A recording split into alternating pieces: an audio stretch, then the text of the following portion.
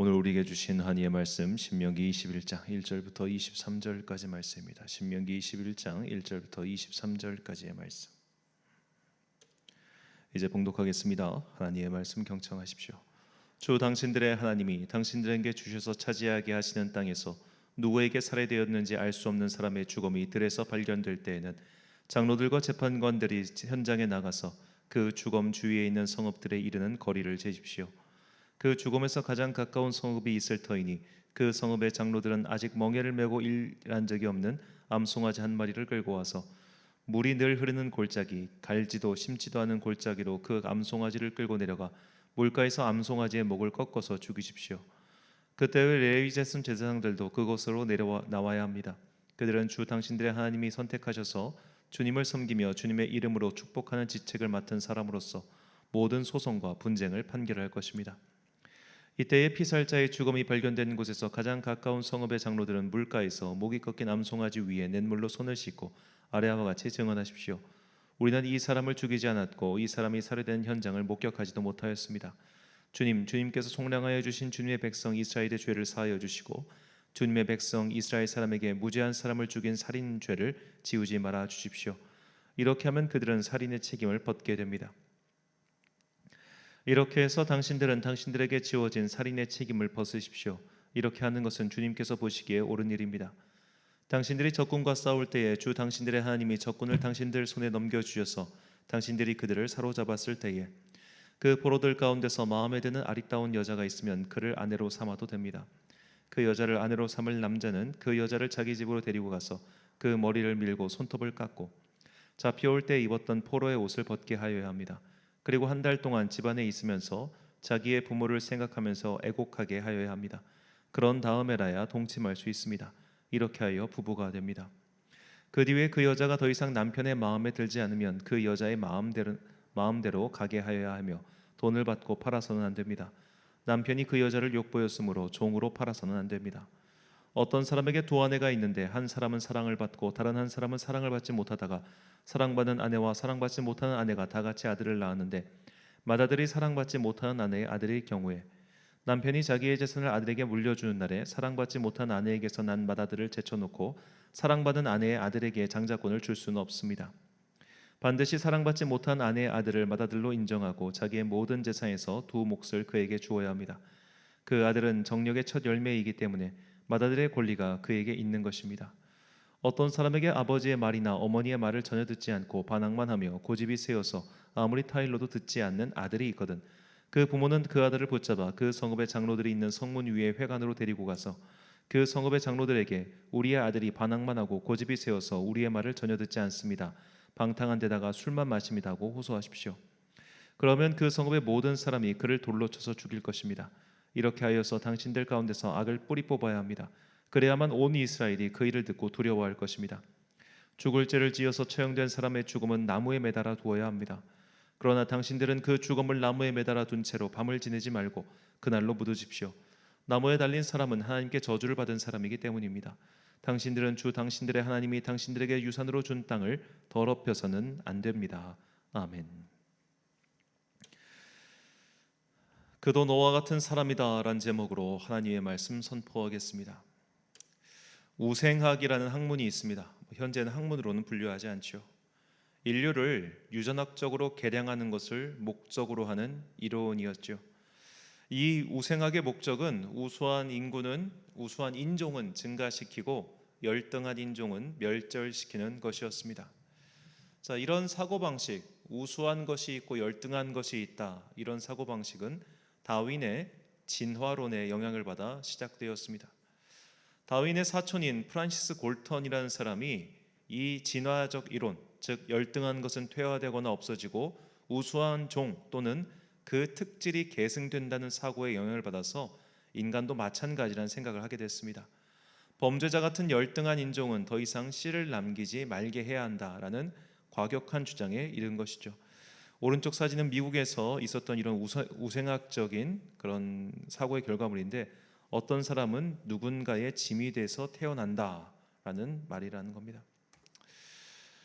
자, 다윈은 골턴의 주장에는 그렇게 크게 동조하지는 않았지만 19세기 말 이런 골턴의 주장은 많은 이들의 동의를 얻었습니다.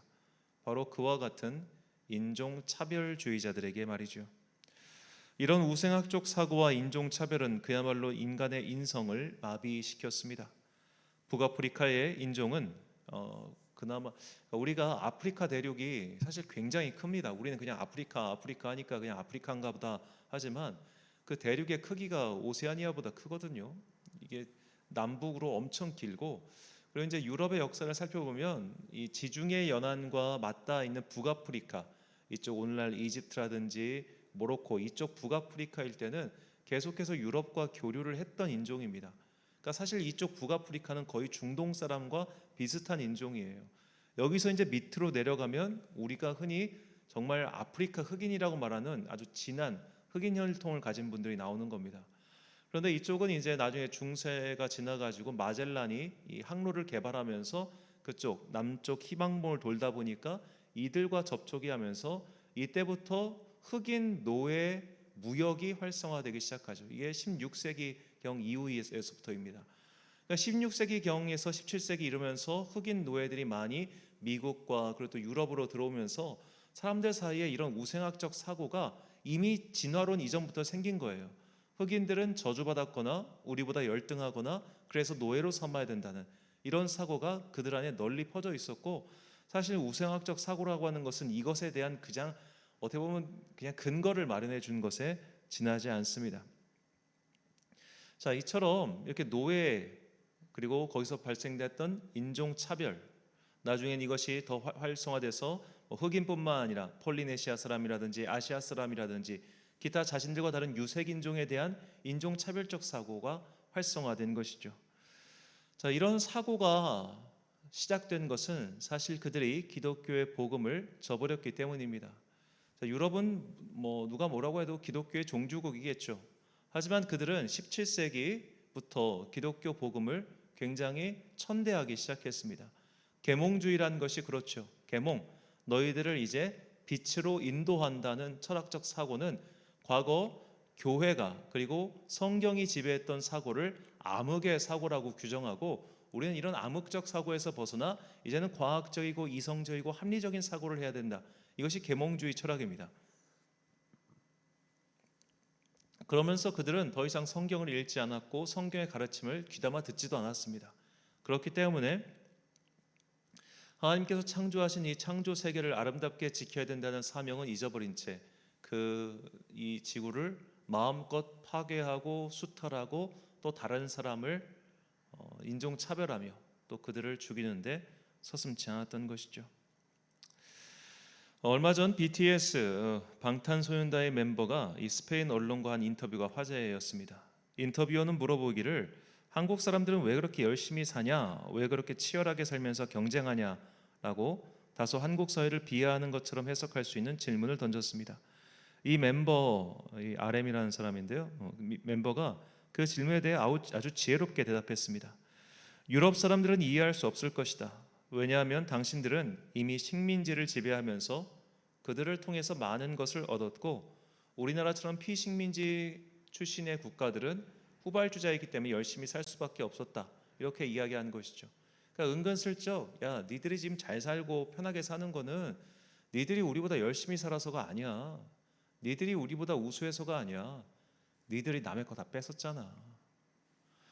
지금도 그렇지만 사실 그 그러니까 우리나라의 경제권이 올라간 게 정말 괄목할 만한 일인 게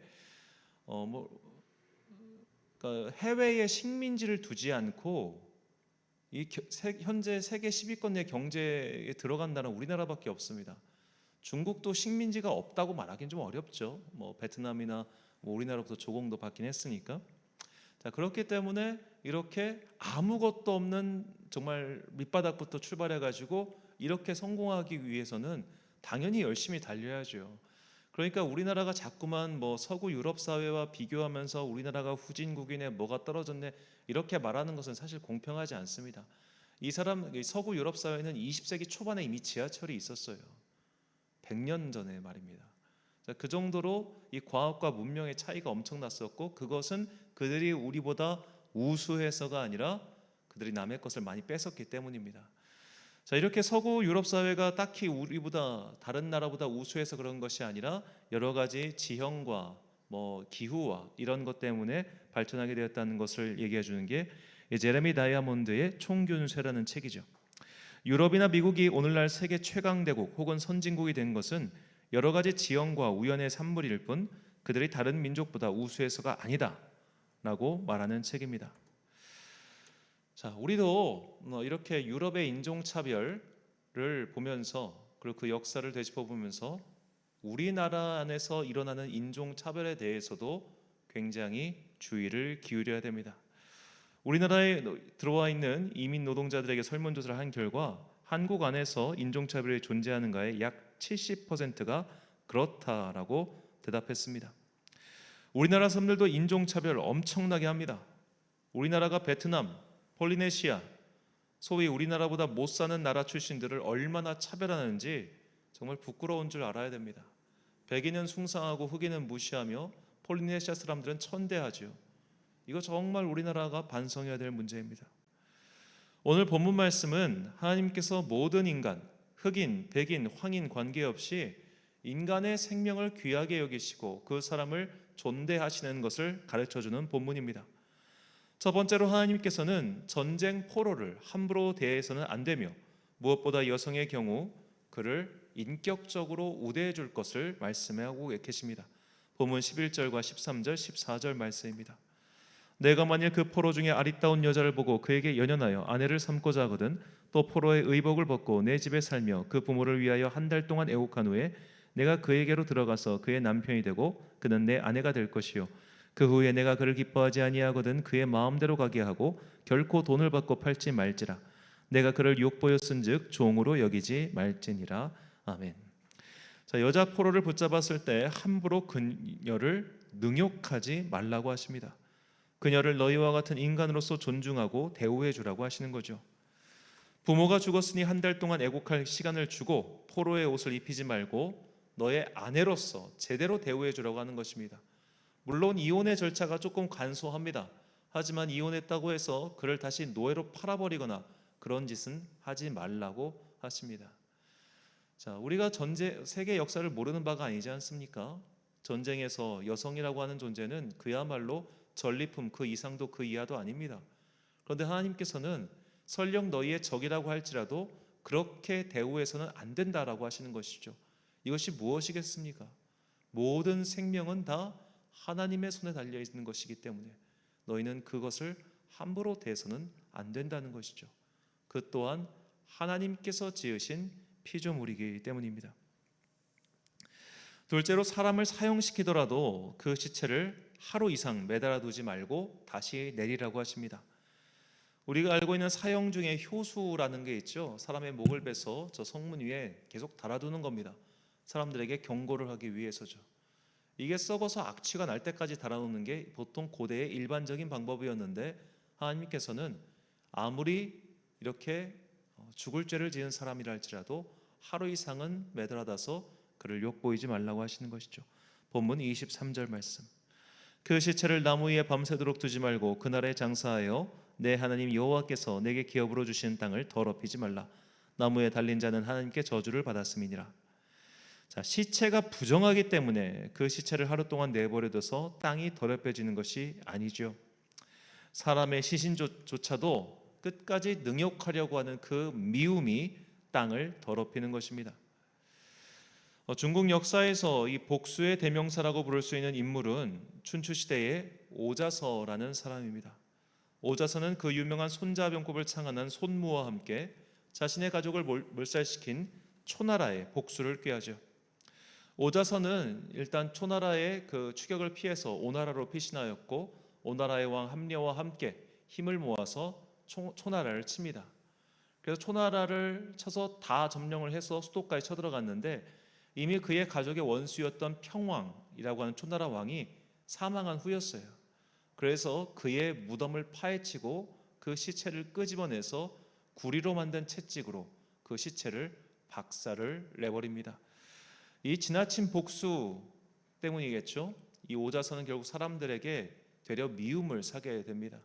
특히 그와 함께했던 이 손무가 심해도 너무 심하다 해가지고 결국 그를 떠나게 되죠.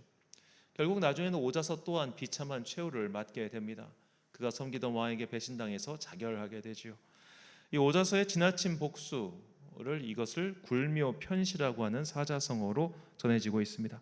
묘를 파헤쳐 시체에 매질을 한다는 뜻으로 통쾌한 복수를 가리키기도 하지만 또한 지나친 행동을 가리키는 말이기도 하죠. 하나님께서는 우리가 감정에 치우치거나 또는 편견에 사로잡혀서 인외마도의 길을 걷기 바라지 않으십니다. 사람의 길에서 벗어나 악한 길로 빠지기를 원하지 않는다는 것이죠. 특히 우리는 진화를 믿지 않습니다. 하나님의 창조를 부정하고 진화를 긍정하는 사람들이 우생학에 빠져 사람의 길을 버렸다는 것을 잊지 마십시오. 하나님께서는 당신이 창조하신 모든 생명을 귀하게 여기시고 아끼는 것, 그것을 우리에게도 동일하게 요구하고 계십니다. 우리는 이 지구상의 모든 생명을 지키는 생명의 지킴이로 부름받았음을 잊지 마십시오. 잠언 12장 10절 말씀입니다. 의인은 자기 가축의 생명을 돌보나 악인의 긍휼은 잔인이니라. 아멘. 사랑하는 토난 광성교회 성도 여러분, 그리고 이 새벽을 함께 깨우고 계신 귀한 주님의 자녀 여러분, 우리는 사람을 귀하게 여기고 또 귀하게 대할 줄 알아야 합니다. 의인은 짐승의 생명까지도 귀하게 여기며 악인은 생명을 함부로 대한다는 것을 잊지 마십시오. 우리는 하나님께서 지으신 창조 세계의 지킴이로 부름을 받았습니다. 모든 생명은 피부의 색깔이나 태어난 나라, 정치적 입장과 관계없이 귀하다는 것을 잊어서는 안 될 것입니다. 증오와 편견, 미움과 다툼이 가득한 세상입니다. 이 세상의 사람들이 하고 있는 그런 편가르기에 동참하지 마시고 하나님께서 지으신 생명을 아끼며 창조 세계의 지킴이로서 사명을 다하는 여러분과 제가 되시길 주님의 이름으로 축원합니다. 기도하겠습니다. 사랑과 은혜가 풍성하신 아버지 하나님, 우리를 창조 세계의 지킴이로 불러주시니 참으로 감사합니다. 자격 없는 우리가 주님의 형상을 닮아서 태어났다는 그 이유 하나만으로 다른 생명들, 특별히 동식물의 생명을 하찮게 여기는 우를 범하지 않게 하여 주옵소서. 무엇보다 이 인간 세상 안에 가득해 있는 인종차별의 악습이 속히 끊어지게 하여 주옵소서.